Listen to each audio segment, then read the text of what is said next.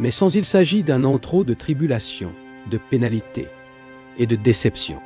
La méditation profonde maintient la conscience attachée à Dieu.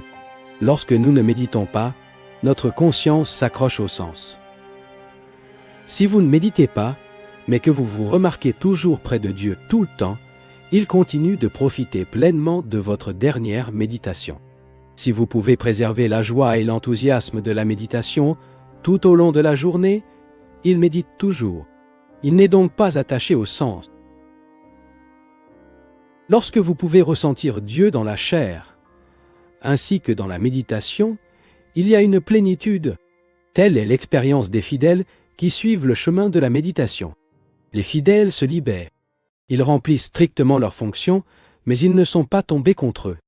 Parfois, une âme anticipe la joie de la méditation et se tient à la recherche de Dieu nuit et jour. Et même si Dieu ne répond pas, il persiste jusqu'à ce que vous le trouviez.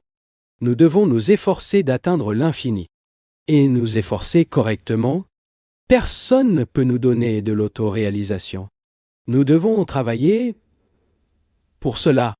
Aucun maître spirituel ne nous garantira le salut à moins que nous ne nous combattions. La joie et Dieu sont une chose. La joie est la guérison que nous désirons en premier.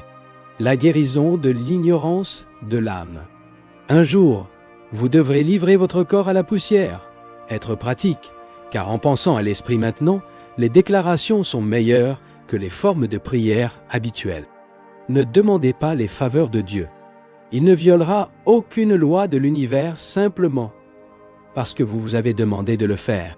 Cependant, si vous revendiquez votre droit de naissance en tant que fils de Dieu, il l'entendra.